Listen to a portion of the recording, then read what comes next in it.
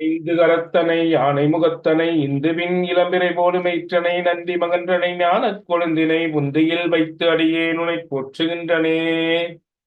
எல்லாம் அல்ல அருள்மிகு வடிவுடை நாயர் நமர் பாண்டி கொடுமணிநாதர் திருவடிகளையும் எல்லாம் அல்ல சிவகாமியம் நமர் கூத்தப்பெருமானுடைய திருவடிகளையும் மனமொழி மெய்களால் வணங்குகின்றேன். இதுவரை யாரெல்லாம் எனக்கு ஜோதிடம் கற்றுக் கொடுத்தார்களோ அனைத்து குருமாருடைய திருவடிகளையும் என்னை துலகுக்கு அறிமுகப்படுத்திய போட்டோருக்கு மனதிற்கு முடிய திருக்குருநாதர் திண்டுக்கல் சின்றதையாருடைய திருவடிகளையும் மனமொழி மெய்களால் வணங்குகின்றேன். சிவாதிஷ்டி சிற்றம்பலம். பாண்டி கொடுமணிநாதர் அடிமை சதீஷ்குமார் அஸ்ட்ரோ யூடியூப் சேனல் நண்பர் அனைவருக்கும் அடியேனின் பணிவான வணக்கங்கள். நண்பர்களே, இன்னைக்கு நாம பார்க்க போற வீடியோ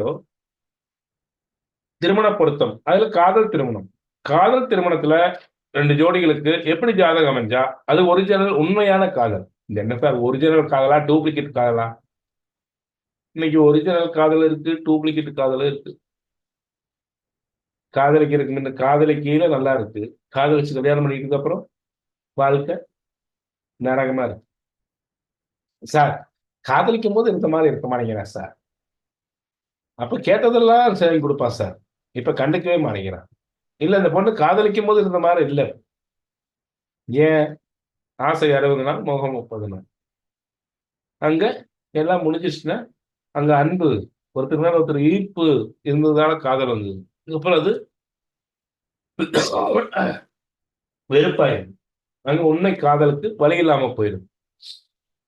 அப்போ இந்த உண்மை காதலர்களுடைய ஜாதகம் எப்படி இருக்கு, அவங்களோட ஜாதகத்துல எப்படிப்பட்ட பொருத்தங்கள் இருக்கும் அப்படிங்கிறது இந்த ஜாதகத்தில் பார்ப்போம். எனக்கு ஸ்கிரீன் ஷேர் பண்ணிக்கலாம் இருக்கும் போல.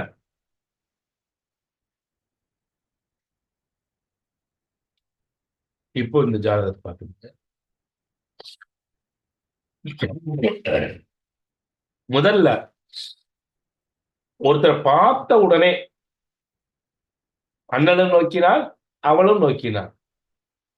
பார்த்த உடனே மகாகவி காளிதாசன் என்ன சொல்லுவாருன்னா, உன்னுடைய பூர்வ ஜென்ம பந்தமே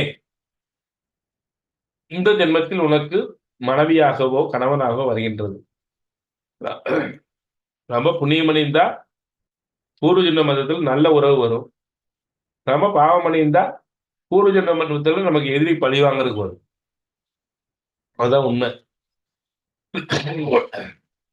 அதனாலதான் சொன்னவர், எந்த பிள்ளையை பார்த்த உடனே ஒரு ஆடவனுடைய மனம் லகிக்கின்றதோ உத்தம ஆண் அந்த பெண்ணையை திருமணம் செய்து கொள்வான் அப்படின்பாரு. புரியுதுங்களா? அப்படி பார்க்கும்போது முதல்ல லவர்ஸ் அப்படின்னா இவங்களுக்குள்ள பூர்வ ஜென்ம பந்தம் இருக்கணும். அது எப்படி சார் பூர்வ ஜென்ம பந்தத்தை பாக்குறது? அதுக்கு என்ன கிரகத்தை பாக்குறது? நான் பல தடவை சொல்லியிருக்கேன். நம்முடைய சஞ்சீத வினை என்று சொல்லக்கூடிய பழைய வினைகளை தாங்கி வரக்கூடிய கிரகம் ராகு கேது. ராசியிலேயோ நவாம்சத்திலேயோ இவருடைய ராகு கேது இணையணும். இணைஞ்சதுன்னா இவர்கள் கர்ம வந்த தொடர்புடைய நபர்கள். இங்க பாருங்க, ஃபர்ஸ்ட் போடுறது பொண்ணோட ஜாதகம். பொண்ணோட ஜாதகத்துல ராசியில மிதுன ராகும் தனுசு கேதுவும், பையனோட ஜாதகத்தில் ராசியில மீன கேதுவும் கன்னி ராகும்.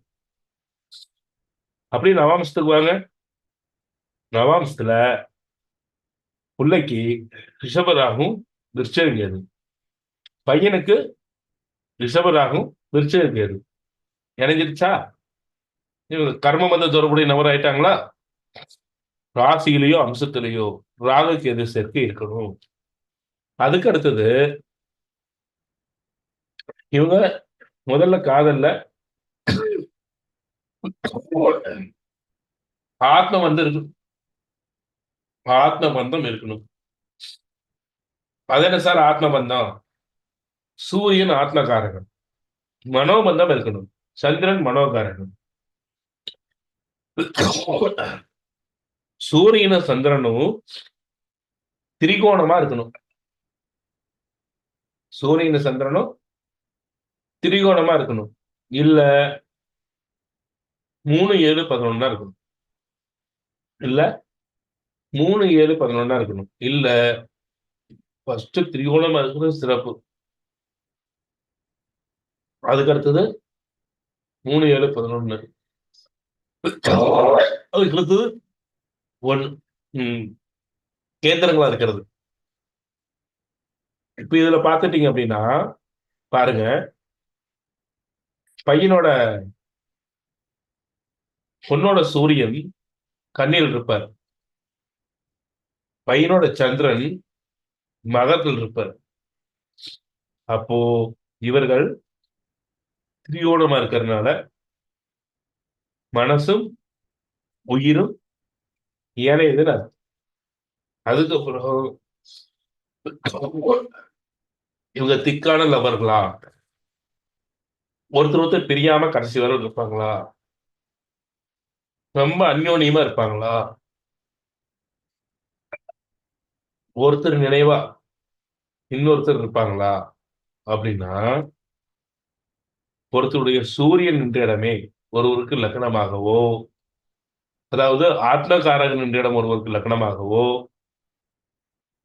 அல்லது மனோகாரகன் சந்திரன் என்ற இடம் ஒருவருக்கு லக்னமாகவோ, அல்லது 5ஆம் இடத்ததிபதி நின்ற இடம் ஒருவருக்கு லக்னமாகவோ, இந்த இந்த ராசி மட்டுமல்ல, இந்த நட்சத்திர புள்ளியும் கரெக்டா ஒரு 8 டிகிரிக்குள்ள வரணும். அதுவும் 3 டிகிரி 2 டிகிரில வர்றது ரொம்ப சிறப்பு. அப்படி எடுத்தீங்க அப்படின்னா, இங்க பாருங்க, சூரியன் புள்ளை கன்னியில் நிக்குது. அந்த கன்னியே லக்னமாக பையனுக்கு வருது. அதே மாதிரி பையனுக்கு சந்திரன் மகரத்தில் நிக்குது.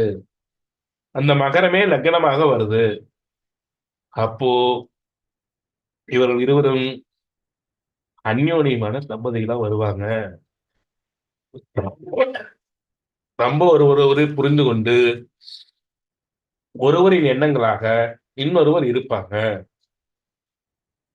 ஒருவருடைய மனம் இன்னொருடைய ஆன்மா புரிஞ்சுக்க ஒண்ணு ஒண்ணு ரொம்ப திக் ஃப்ரெண்டா இருப்பாங்க. திக்கான நண்பர்களா இருப்பாங்க. இவங்களுக்குள்ள ஒத்து போகும். வாழ்க்கை நல்லா இருக்கும் அப்படின்னு அர்த்தம். இவங்களுக்குள்ள வாழ்க்கை நல்லா இருக்கும் அப்படின்னு அர்த்தம். ஆச்சுங்களா?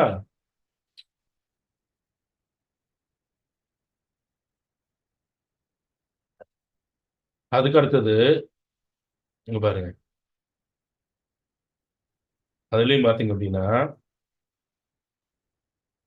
சந்திரன் 17 டிகிரில யாருக்கு? ஆணுக்கு. லக்னம் 21 டிகிரில ஒரே நட்சத்திரத்துல திருவோணத்திலேயே.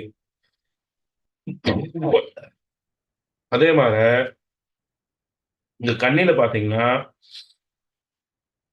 லக்னம் அஸ்தத்துல, இந்த சூரியனும் அஸ்தத்துல, ஒரே சந்திரனுடைய நட்சத்திரத்துல. அப்போ இவர்கள் பிரிக்க முடியாத உறவாக, மிக உயர்ந்த நட்பாக வருவார்கள். அதே மாதிரி 5ஆம் இடத்ததிபதி நின்ற இடமும் ஒருவருக்கு லக்ன புள்ளி அமைஞ்சதுன்னா அவங்களும் அப்படித்தான் இருப்பாங்க. அதுக்கு அடுத்தது சுக்கிரன் செவ்வாய் உங்களுக்கு எப்படி இருக்கு? சுக்கிரன் செவ்வாய் 3 7 11 1 5 9 1 7 இருப்பு சிறப்பு. இங்க பாருங்க, சுக்கிரன் புள்ளைக்கு எங்க இருக்கு?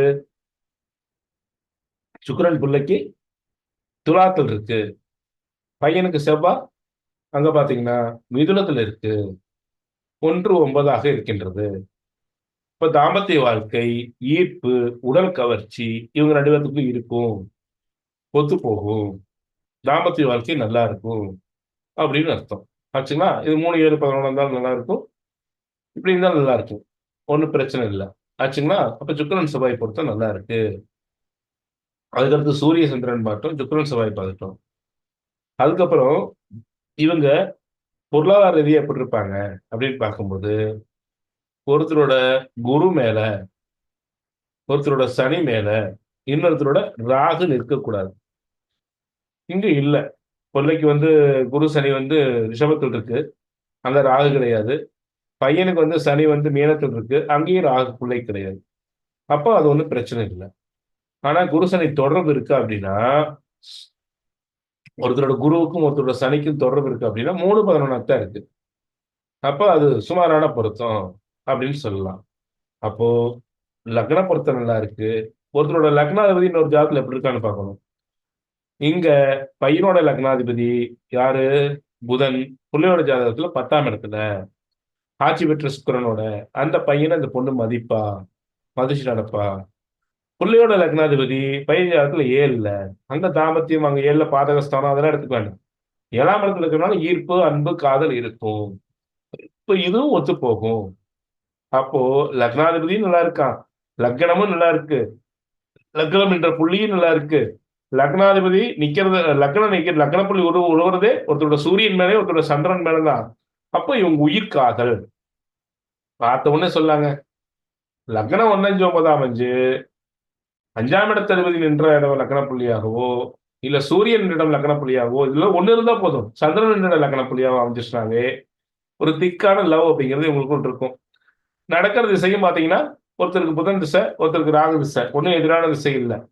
அடுத்தது கேது திசை வரப்போகுது. கேது திசை வந்தாலும் அங்க ராகு திசை. அது ஒண்ணும் பெரிய ஒரு பாதிப்பு அப்படின்னு சொல்ற அளவுக்குலாம் இல்ல. அதனால அது ஒத்துப்போகும்.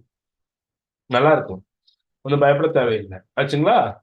அப்போ இந்த ஜாதகத்துல, திருமண பொருத்தத்துல ஒரு ஜாதகத்த பார்த்த உடனே சொல்லலாம். ராகு, கேது ஏக ராசின்னு சந்திச்சா போதும். ராசி அம்சத்துல. அதுக்கு அடுத்தது அவங்க லவ், அவங்களுக்குள்ளேயே ஒரு பார்த்த உடனே ஒரு சந்தோஷம், ஒரு அன்பு, ஒரு இதை வெகு நாளா எத்தனையோ நாளா பழகுன மாதிரி ஒரு பிரியம். வெகு நாளா இவங்களோட பழகி இருக்கிறோம், வெகு நாளா இவங்களோட இருந்திருக்கோம் அப்படிங்கிற மாதிரி ஒரு பிரியம், ஒரு தாட் ஏற்படும். அந்த எப்போ இப்பதான் இவங்களை பார்த்த மாதிரியே இருக்காது. பல ஜென்மாக்களை இவங்களோட பழகி டிராவல் பண்ணி வந்த மாதிரி இருக்கும். அதுக்கடுத்தது சூரிய சந்திரன் திரிகோணமா இருந்தாலோ, இல்ல சூரியனோட லக்ன புள்ளியோ, சந்திரனோட லக்ன புள்ளியாவோ இது ஒண்ணு அமைஞ்சிட்டாலே இன்னும் திக் ஃப்ரெண்ட்ஷிப் ஆயிரும்.